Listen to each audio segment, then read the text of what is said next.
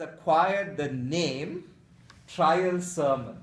It's not an official name, but everyone calls it the trial sermon because the congregation, apart from being edified and illumined by what's happening during the worship, is making notes.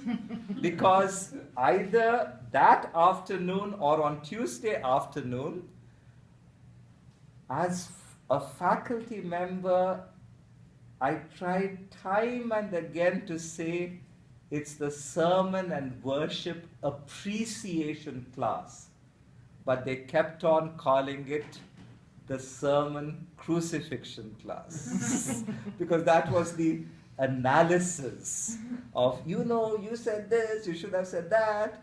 And the former principal would do the equivalent of Dr. Tim Wengert's just preach the damn gospel by saying, tell me again, where was the gospel in your sermon?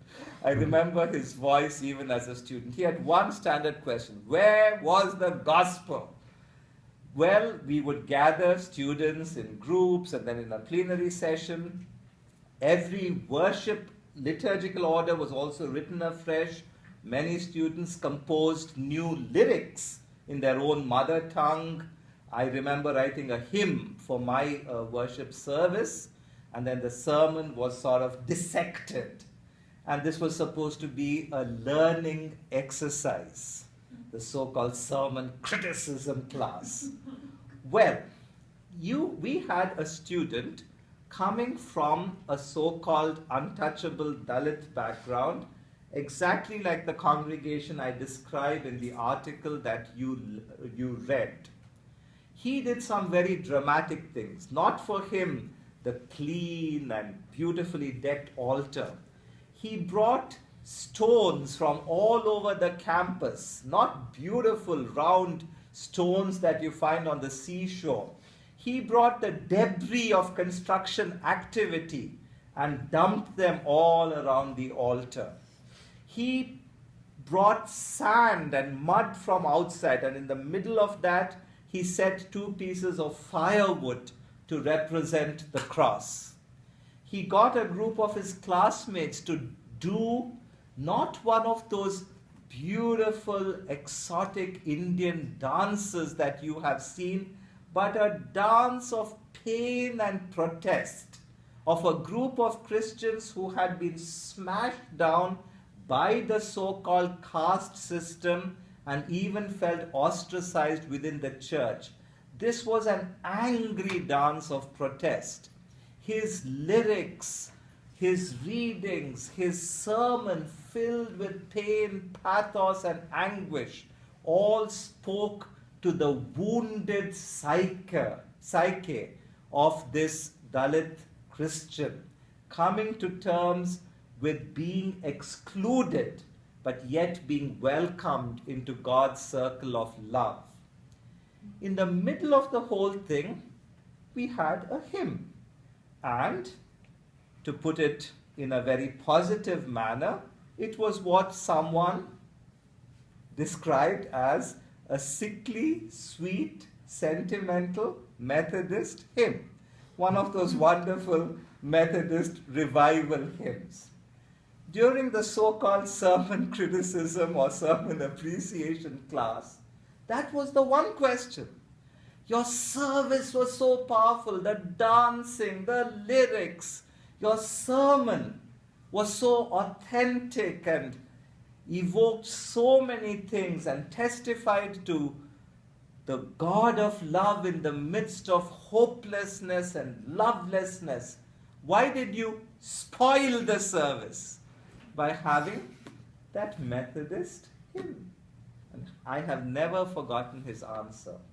He said, within Indian society, when we were no people, and you recognize Hosea in this, when we were no people, missionaries came and told us we were God's people. And we've never forgotten that.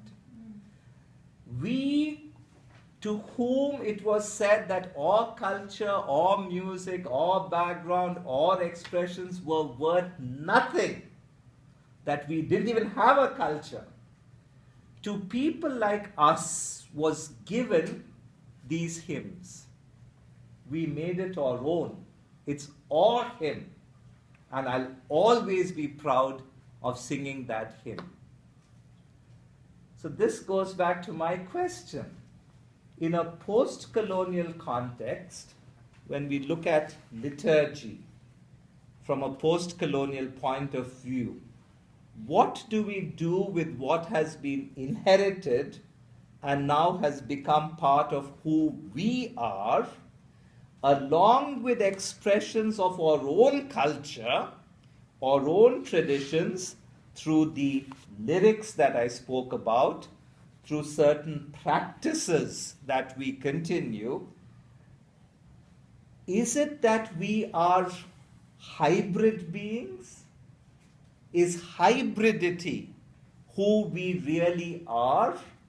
Have we, in one sense, woven together all kinds of strands, and while recognizing the background, while having that post-colonial suspicion, while having that post-colonial criticality, how is it that we can now, in one sense, have multiple inhabitations?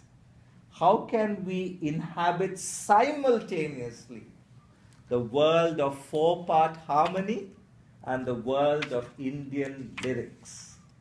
How can we simultaneously be beings who are comfortable in these settings, not in two separate places, but in the same place at the same time? So this is something that we need to think about. What is it that we bring into our faith traditions? What is it that we have not been allowed to bring by certain missionary attitudes to who we were?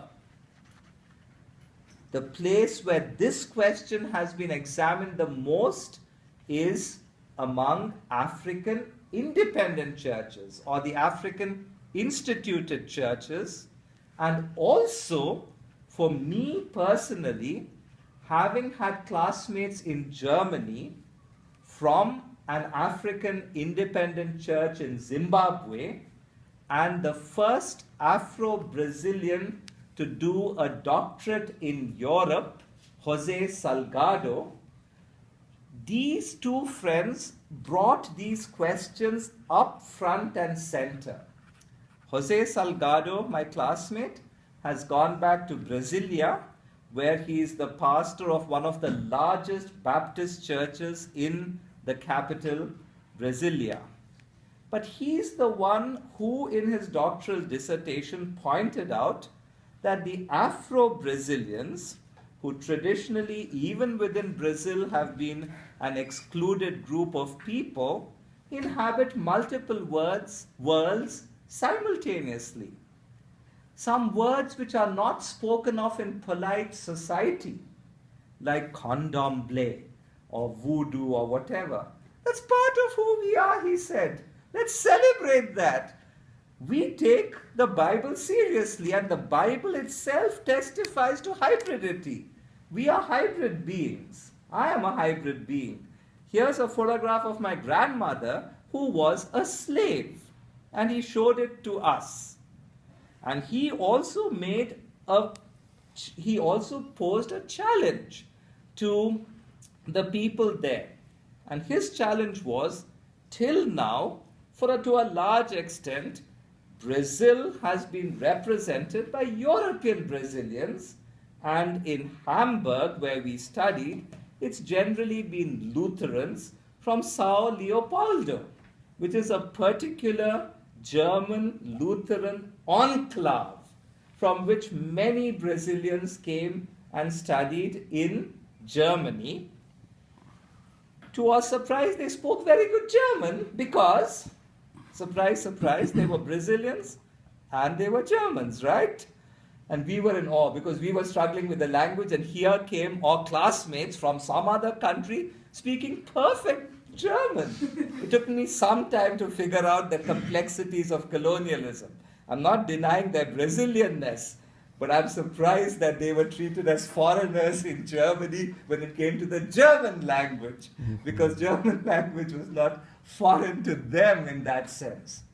But the African independent churches, or the African instituted churches, or the African initiated churches, and those representing hybrid identities like my Afro-Brazilian friend, raise this question that in a post-colonial, through a post-colonial attitude, we can see the reality that there is comfort in inhabiting multiple worlds. Yes, certain things were excluded, but we can now ask why they were excluded. Drumming in Africa, missionaries had hell of a problem with that, at least some missionaries. In African independent churches, it's come back, pun intended, with a bang.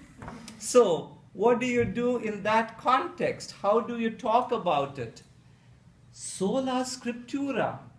Why is it that we had to wait for Dustin to get one of the most complicated, difficult texts from the Old Testament read as scripture, which it is in our chapel today, and an extraordinary sermon preached around that?